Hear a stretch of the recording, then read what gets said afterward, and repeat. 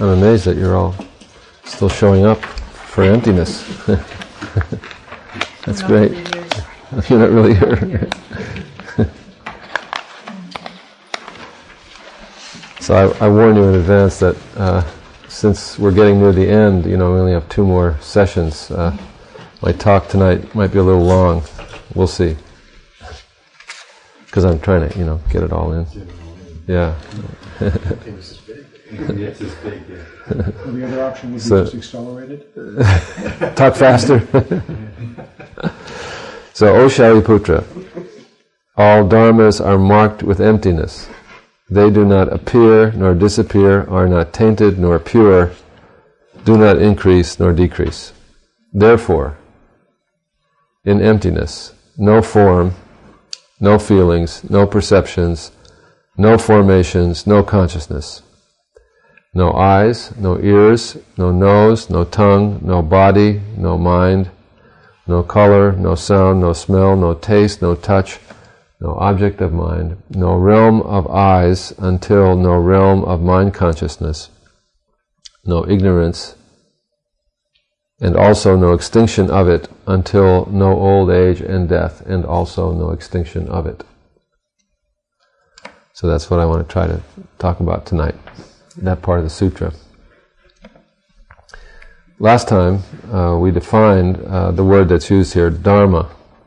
It has different usages, but here dharma is a technical term, and it means the smallest conceivable real entity, which could be either a mental or physical entity.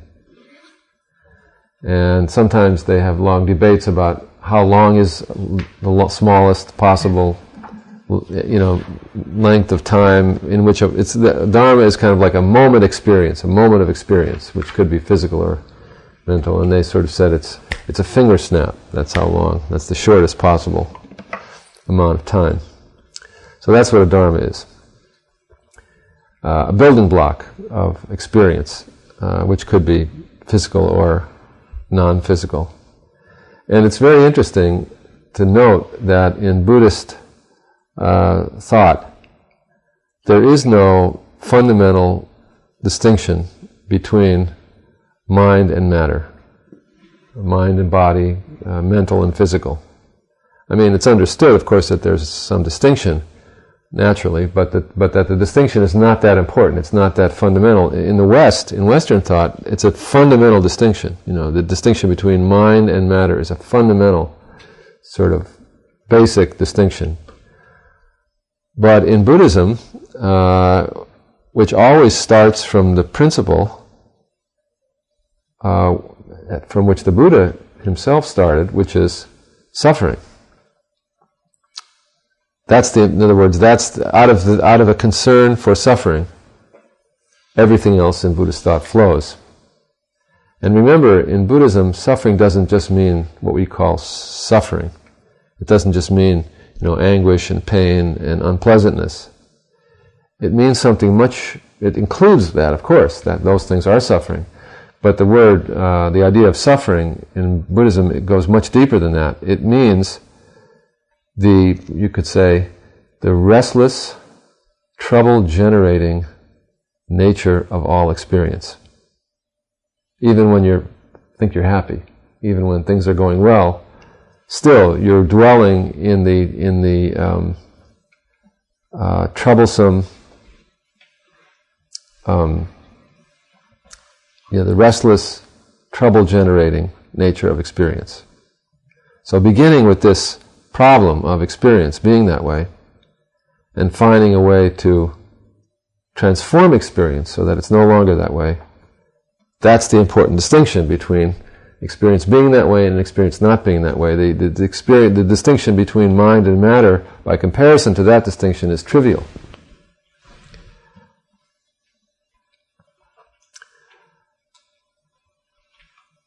So, whether it's mental or physical, it's within restless experience or not. That's the important thing.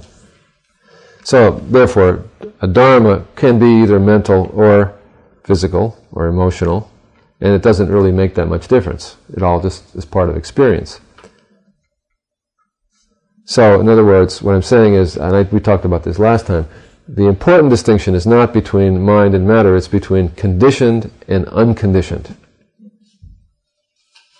And so that's the big division within the world of dharmas. On the one side, unconditioned dharmas, and on the other side, conditioned dharmas. Conditioned dharmas are the restless, trouble-generating sort of experiences, and unconditioned dharmas are peaceful, liberated, free, unproblematic. And remember, we said there are three kinds of unconditioned dharmas. Not this time. Space and the two kinds of nirvana. Those are the unconditioned dharmas. Nirvana with remainder, you're still living, and nirvana without remainder, you appear to be no longer living. Those two dharmas and space. And everything else is a conditioned dharma. Now this is also interesting when you compare it to Western thought, because in Western systematic thought, the distinction is between mind and matter, and that which in Buddhism is so crucial, the unconditioned, or we might say the transcendent, or God or something, is relegated to a totally different sphere of study. It's not considered to be fair game for thinking about. It's in the realm of, poetry or the Bible or something like that. And furthermore, in terms of the whole tradition of Western thought, that whole realm of experience is considered dubious and vague. Even to be mistrusted. Certainly not in the sphere of religion, but if you look at philosophy in the West, Plato thought that the poets would ruin the perfect republic because they were dangerous and unstable. And all the way up to Wittgenstein, who thought that these things could not be spoken about and would only create confusion and better leave them unsaid. But in Asian thought, the unconditioned is a crucial and respectable category to think about. The unconditioned, which is not restless and troublesome, not subject to suffering, is by definition, the definition of it is that it's perfect, it's quiet, it's complete, in contrast to all conditioned dharmas, which are in essence restless, imperfect, incomplete. So the whole point of Buddhism is to move from the unconditioned dharmas to the conditioned dharmas. That's the whole point of the spiritual journey. So I say all that because the HeartSutra is denying it. The HeartSutra is saying, and this is what we went over last time, all dharmas, and that implies conditioned as well as unconditioned, do not appear nor disappear. In other words, conditioned dharmas, unconditioned dharmas do not appear or disappear. The unconditioned dharmas do not appear, they only disappear, they're only quiescent. They are never tainted, they're always pure. They never increase, they only fall back. The HeartSutra says no. It's denying the distinction, the primary distinction between unconditioned and conditioned dharmas. It's saying that both conditioned and unconditioned dharmas are equally empty. There is no real entity to be found anywhere among them. And remember, real, non-empty means to be independent, fixed, separate. So, nirvana, enlightenment, is not really independent, fixed, nor separate. Suffering, samsara, is neither independent, fixed, nor separate. And in this sense, nirvana and samsara, the suffering world and the possibility of liberation and quiescence are exactly identical. They're just two words to describe the same phenomenon. That's an incredible assertion of the HeartSutra, which it flies in the face of all these thousands of years by the time of the HeartSutra, maybe 1,000 years of Buddhist practice. So this is easy, in a sense, we can say that nirvana and samsara are identical. It's easy to understand. These two things are the same thing. They're just two ways of describing the same thing. But it's really a radical thing to think about this. Because if samsara is the world, and nirvana is, in effect, what is, by definition, beyond the world, transcendent, nothing, not here,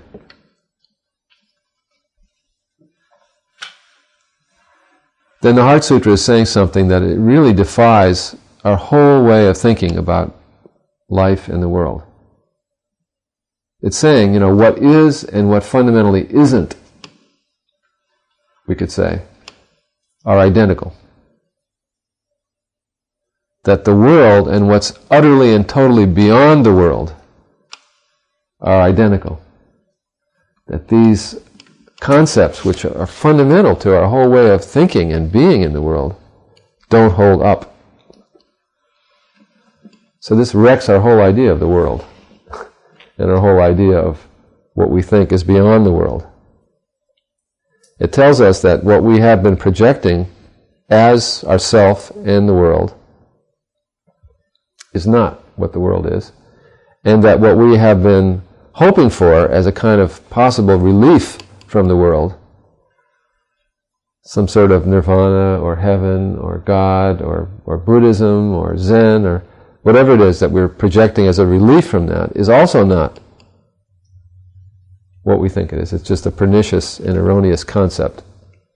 In fact, the whole implication of this thinking of the HeartSutra is that whatever we would conceptually project is by its very nature always wrong, because any conceptualization is always a conceptualization of a separate, fixed, and independent entity. And at the same time, all our conceptualizations are always right, because all phenomena, including our conceptualizations, are always empty, and so non-different from perfection, reality, truth. So it's a very paradoxical, mind-bending, and revolutionary notion. So it's not here a matter of that we're wrong about things and we need to be right about things, or even that we're wrong about things and we should know we're wrong about things. It's a matter of our being wrong about things with a more cheerful attitude, basically.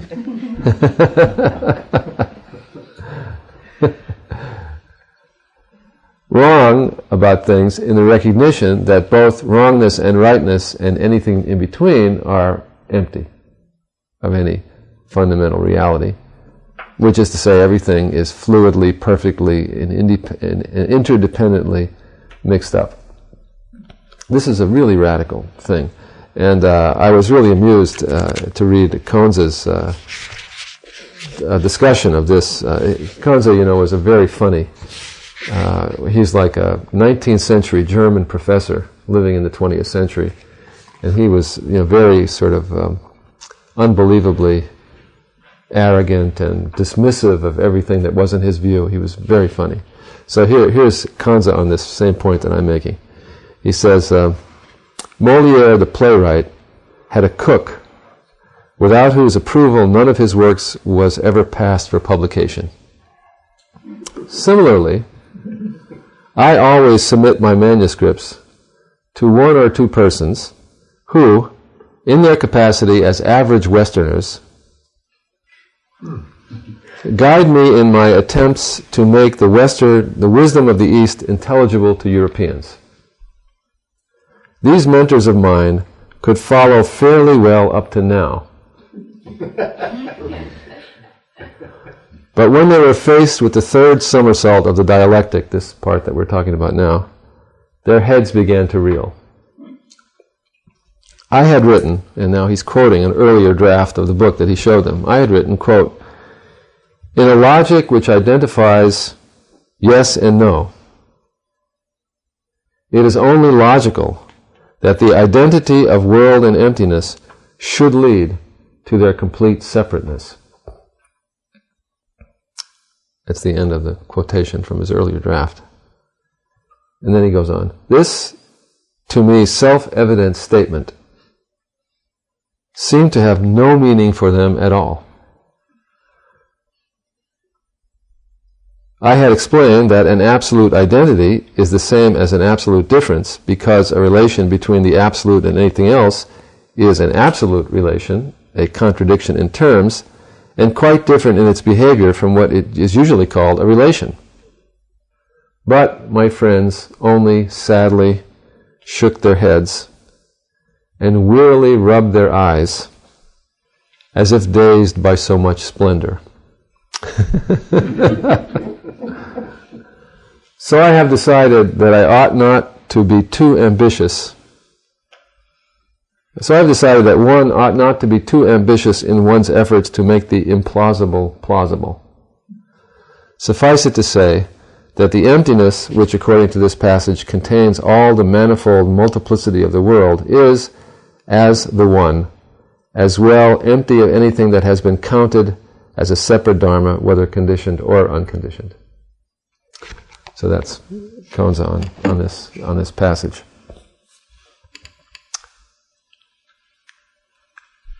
So this is the passage. All dharmas are marked with emptiness. They do not increase nor decrease, are not tainted nor pure, do not appear nor disappear. Now that would be enough to say. And in fact, the HeartSutra, just from then on, gives more detail, because it's really not saying anything further than that. The next part, with the litany of the know this and the know that, is really a way of saying the same thing in thorough detail.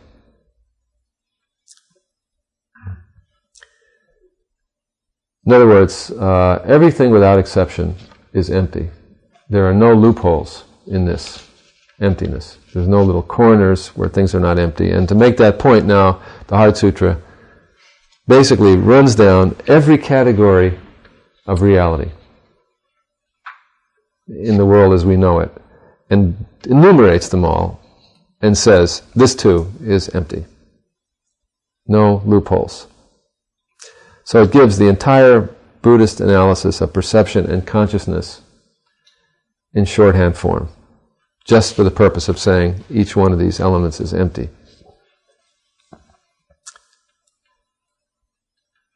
Now, I hasten to add here that we have to be careful at all in mentioning something called emptiness, because emptiness is simply a term used. And to use the term emptiness at all implies that there could be the opposite, non-emptiness. As soon as you open your mouth and say emptiness, then somebody thinks emptiness is emptiness because it's not non-emptiness. So that's the faulty problem, with using the term at all. Because the whole point here is that there is no alternative to emptiness. It can't be a non-emptiness. So it would be better not to have any term, emptiness. But rather, what really just to simply say, things are and are not just what they are and are not, period. And not say anything more, But the concept of emptiness is propounded because it is provocative, and it's meant to kind of create a contrast to our usual view, which is so deeply and tragically mistaken. But if you were to adopt an alternative view of emptiness, then you would be just as mistaken as you were before, because any view of emptiness would, of necessity, not really be a view of emptiness, right? Because emptiness defies views. That's the whole point of emptiness. It destroys all views. It shows all views to be simply views and not real propositions about things at all. So anyway, here is the Buddhist analysis of perception that is now given. It says, therefore, in emptiness. Therefore is a little bit wrong because it sounds logical. Therefore, it's not really therefore. And in emptiness is a little bit wrong because it sounds like emptiness is a container and things are inside it. So, that's understanding that. We now list all these different things. The first items on the list are the 5 skandhas that we talked about last time. This is a way of analyzing human experience, dividing what our intimate experiences into 5 categories, or heaps. The word skandha means heap. Forms, feelings, perceptions, formations or impulses, and consciousness. And the reason why you would do that is because it's an alternative to the very natural way that we're all perceiving the world, which is, it's good for me, it's bad for me, I like it, I don't like it. And this is a very distorting way of living in the world. And so this is an alternative to that. Instead of thinking, I like it, I don't like it, it's good for me, it's bad for me, we think feeling, perception, impulse, awareness. And in that way, we can begin to have a little closer relationship to our reactivity, instead of just sort of having a knee-jerk reaction, I don't like that. We see, there's the feeling, a negative feeling arising, and a feeling of unpleasantness arising, an impulse to flee, desire, hatred arising. In other words, we start seeing our experience in a completely different light. So these 5 categories, the HeartSutra is telling us, no matter how useful we may have found them, are actually also empty of any reality other than as designations. So in effect, what it's saying, the analysis of experience that we may have been practicing is actually not necessary. You don't need to analyze your experience, you only need to be present intimately enough with your experience so that you feel its empty nature, its flow and its fluidity. You don't need to, make a diagram of every moment that happens, as you might have been doing if you were practicing the 5 skandhas. So, the 5 skandhas are empty. The next item on the list of analysis is perception, the 3rd skandha. How does perception work? Because obviously perception is such a hugely important factor. Without perception, there's no world, there's no experience. So perception is next analyzed. So how do we perceive a world? How do we, by our act of perception, create a world, shape, co-create a world? If we could understand how we do this, and in the doing of it create this restless, troublesome world, maybe we could figure out how to live in a world that was less restless and less troublesome. So here's the analysis of perception. There are 6 sense organs.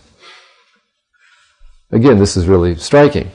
There are not 5 sense organs, as we would think, but 6, because the mind is here considered as a sense organ. The same way that an eye sees a visible object, an ear hears a sound, the mind cognizes a non-physical object, which could be a thought or a feeling or an emotion. So, perception has 6 sense organs, 6 appropriate objects for each of the sense organs. And then, in order for there to be what we would call experience, for there the lights to go on in the world, there has to be a 3rd element. The organ, the object, plus a particular form of consciousness that arises out of the connection between the organ and the object. So there's an organ and an object, an experience called contact, where the organ and the object meet each other, and then out of contact arises an awareness specific to that perception, that kind of perception. So this is how the early Buddhists figured out that the world comes to be created on a momentary basis, on a moment-by-moment basis. The human world is created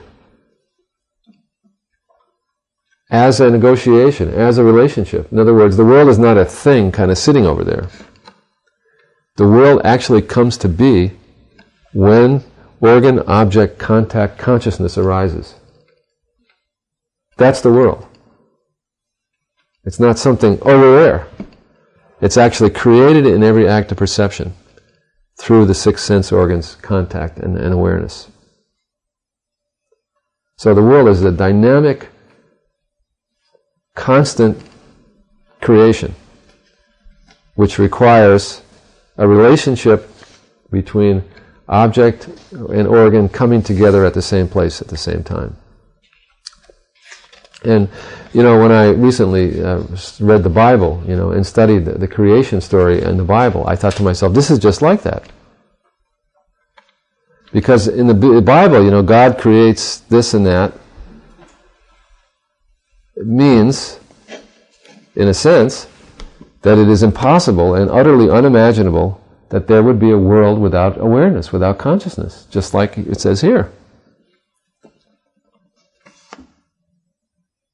That the fact that in the Bible it says that God is there causing creation by designation, right? God says, let there be light, and there's light.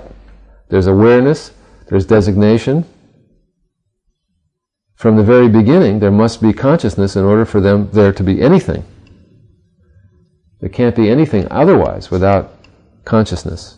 So matter is not something fixed and laying out there as over against consciousness.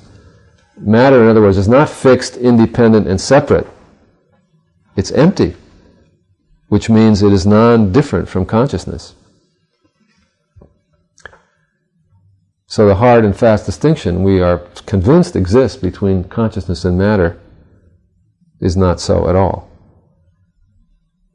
So there's 18 elements then in the act of the creation of the world on a moment-by-moment basis. The six organs, the six objects, and the six consciousnesses, all of which are in a fluid, inseparable, interconnected, interdependent, empty flow in which literally there's creation on every moment. And God said, let there be light, is what happens every time we open our eyes in the morning. That text is a contemporary text. The next item on the list of things to be, of how the world is constructed, is the question of causality.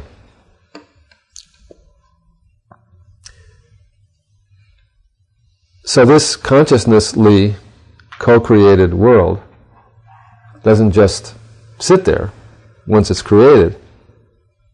Once the world is created, then it develops, it has a development, it goes a certain way. In other words, the laws of causality propel activity forward. So now the next thing is, what is causality? So that's perception. What is causality? And the traditional discussion of causality is the 12-fold chain.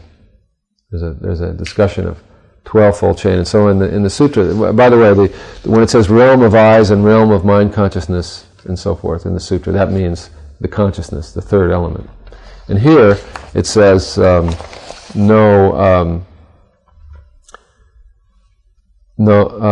ignorance, and also no extinction of it, until no old age and death, and also no extinction of it. No ignorance is the first of the 12 items in the chain of causation, and no old age and death is the 12th item. So they skip all the rest. You're supposed to just know that.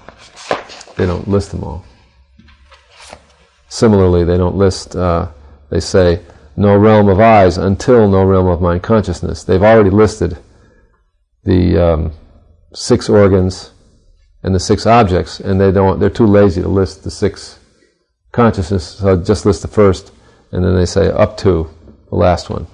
And here similarly, they list the first and the last of the 12-fold chain. So now I have to tell you that all 12 of them, and I'll explain briefly. I told you this was going to take a while, but I can't help it. There's all these things in there. It's like eating a big meal. It takes a long time to get through it, and you probably are full at the end. Okay, so the 12-fold chain of causation, and I apologize in advance for one should spend a long time on this, but we'll spend a short time on it. So the first one is the one that's listed here, ignorance or misknowledge, misapprehension. And what this means, in effect, is like a very deep sense of the word ignorance or misknowledge. It means like within the perfection of reality, a very tiny, teensy-weensy little stirring of imbalance that is just a suggestion of the possibility of fixedness, separation, and independence, which disturbs the primordial unity and perfection and even non-being of the world. That's the first one. The second one is karmic formations. And basically what that means is that little stirring is now beginning to solidify into something approaching otherness. The third one is consciousness. So now consciousness arises because now there's already a sense of a separation. There's no consciousness without a sense of a separation, because consciousness always arises in connection with something which there is to be conscious of. There is no abstract consciousness, there's only consciousness of something. And so because there's a stirring of separation, there's consciousness becomes kind of like constellated, because something has stirred. So even though there really isn't anything stirring, it seems like there is. It seems like there's a kind of thingness in things. And so now there's a consciousness to cognize that thingness. The fourth one is name and form. Now we have full-blown mind and matter floating around out there, but we don't yet really have any beings, and that's the fifth one. It's called the six senses. Now there are beings with a further capacity to differentiate and detail a world. So now we've got a whole world there. There's beings, there's matter, there's mind. The next four, numbers 6 through 10, detail the whole tragic and mistaken way in which mind interacts with stuff, which didn't have to be there in the first place, and isn't, but seems like it is. So then, based on this fundamental mistake in the very beginning, mind now goes on to have a very unsuccessful relationship with this stuff that it thinks is out there. So the sixth one is, as I said a minute ago, contact between the organs and the object. Once there's contact, there's going to be feeling, and the feeling is always in some relative state of dismay, one way or the other. It's the reactivity, reacting, to something. And once there's reactivity, there's clinging, and clinging can take the form of what we usually call clinging, but it can also just as easily take the form of flight. Trying to push away is just another form of the same energy. And then that clinging gets more urgent, and it becomes grasping. And that grasping bears fruit, and it's called becoming. The urge, the energy toward more restless, troublesome life. So that's 6 to 10. And 11 is birth. Something pops up into existence. And the 12th one is the one that's mentioned, sickness, old age, and death, which is a consequence of birth. So I always, tell the joke that this is when I was studying Buddhism in the university, the professor would say, "What is the cause of death?" And people would raise their hands with all these things, and it would all be wrong. And he would say, "The cause of death is birth." Because that's right? That is the fundamental cause of death. Without birth, there will be no death. And with birth, there will always be death. So the cause of death is birth. So I was suggesting to some of my doctor friends that they should write this on the death certificate of patients, that they should not write like cancer, heart disease. They should just write cause of death, birth. and they should do that, because that is in fact the cause of death. Do name and form and the six senses arise simultaneously? I mean, I'm just a little... Well, name and form, it seems to me that there must be a being there, someone who is... Name and form means mind and matter, basically. Mind and matter.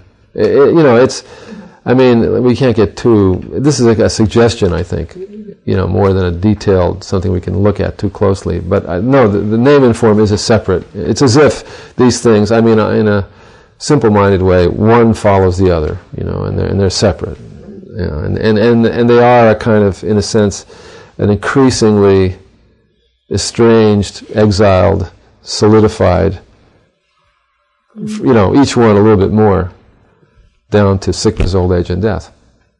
What was 11 again? 11 is birth. Oh, okay. Yeah. So, in other words, this whole list is the relentless unfolding of trouble and difficulty, right? That's basically what it is.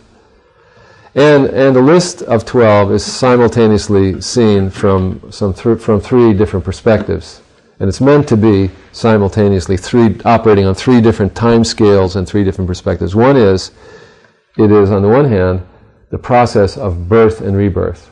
So when it says birth here, it means literally a being is born out of all that trouble that was described, which takes place before birth even. And then birth leads to death. So it's meant to be that. It's also meant to be the process by which every moment is born and dies. That whole thing occurs on every moment.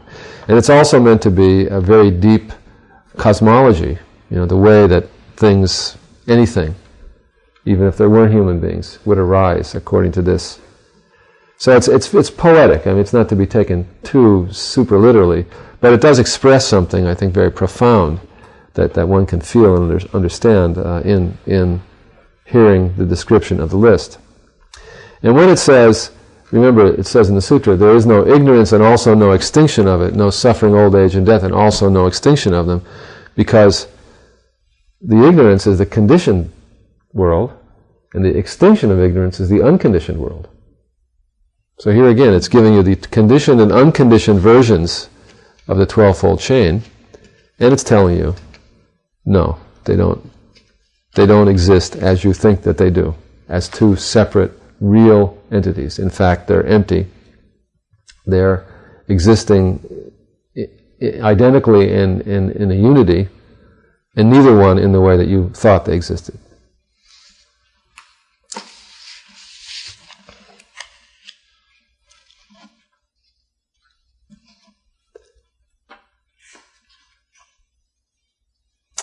So, just as the 12-fold chain doesn't actually arise in the way we think it arises, also it doesn't pass away in the way that we think it passes away. The arising that we imagine is happening in this world, and the extinction the peace, that we might imaginatively long for as a deep human thought, are both equally fantasies. The actual arising and actual extinction are empty. They're the same as non-arising and non-extinction. They're fluid arisings in which there's no way to separate out what is arising and what is extinction. So that's the end of my exposition of that part of the sutra. But just to conclude, what does this mean, to us on a practical, everyday level? Because it's important that this experience of emptiness, that we're thinking about it, and it's important that we understand its sort of intellectual foundations. But when you're sitting and you see the way a thought or an emotion that seemed so urgent and palpable before you sat down will dissolve and come to quiescence just by sitting and being present. which happens sometimes, then you realize that thought, that emotion was empty. That which I was clinging and grasping to in that thought was not even there to begin with, to be clinging and grasping to. And if I just sit down and be present with that thought and give myself to the presence of that thought, its empty nature will heal me from the pain of it. You see? So when we're sitting, in effect, if we're really paying attention and really being present, we are enacting and giving ourselves to the empty nature of phenomena and letting the empty nature of phenomena heal what ails us, no matter what it is. So, and that the nature of things is not the nature of things only when we're sitting. The nature of things is the nature of things all the time. It's just that when we're sitting, we sit still for it. Basically, we sit still for reality. The rest of the time we're thrashing around so much that we're not really able to let reality do its work. And we hope that our training will help us to cooperate more, with reality instead of fighting against it all the time. So, on an everyday level, emptiness means, first, practice with a flexible mind, and don't get stuck on your point of view, because things are not ever the way you think they are. Respect that. So that means you make effort in your practice, in your living, doing your best, definitely, but you make that effort with some joy and cheerfulness, as I said before, and also always with a little sense of humor, which in the light of emptiness is not an extra addition, to your practice, but goes to the heart of it. How could you not have a sense of humor in the middle of a world in which things are coming and going in such a troublesome way and they're all empty? Second, in the light of emptiness, practically speaking, one would practice with kindness. Because remember, we talked earlier about avalokiteshvara and compassion. And that's the source of kindness, is you have kindness toward yourself and others and the world, because you realize that all of it, self and other and world, is just a swirling, inseparable soup that we're all swimming in. The others and the world can't be other than yourself, and yourself can't be other than the others in the world. So naturally there's a very close relationship, an intimacy, a kindness, an unbelievable trust and warmth, because we're all, flowing in and out of each other in this soup all the time. How could we not feel that way? So, that's all.